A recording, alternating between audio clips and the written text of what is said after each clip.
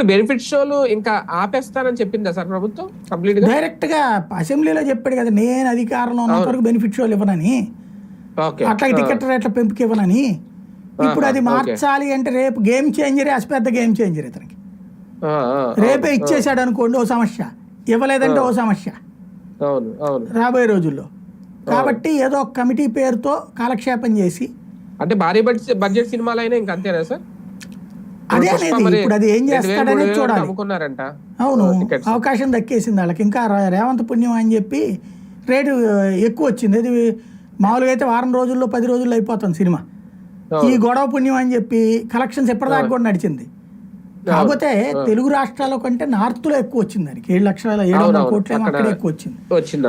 కాబట్టి ఇక్కడ సమస్యల్లో ఏంటంటే రాబోయే రోజుల్లో ఏదో కమిటీ వేసేసి, కాకపోతే రేట్లు ఇప్పుడు మొన్న 1100 ఎంతో ఇచ్చారు, అంత కాకుండా ఓ 50-100 తగ్గించి 1000కి తగ్గించానని చెప్పడము. ఏదో మొన్న ఏమని చెప్పుకున్నాడు రేవంత్ రెడ్డి, 3,000 రూపాయలు అంటే నేను 1000కి చేశానన్నాడు. అంటే ఇలా ఒప్పుకుంటే 10,000 పెట్టేటట్టున్నారు టికెట్ రేటు, అట్లా పెట్టినట్టున్నారు.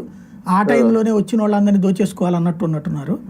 ఇప్పుడు బెనిఫిట్ షోలు ఇస్తారా లేదా, అట్లా టికెట్ రేటు ఇచ్చినా ఇవ్వకపోయినా రేవంత్కి సమస్య. ఇస్తేనేమో అదిగో డబ్బులు తీసుకుని ఇస్తున్నాడు అంటారు. రేపు పొద్దున నెగిటివ్ ప్రచారం ఏం చేస్తారు, లంచాలు ఇచ్చి అంటారు.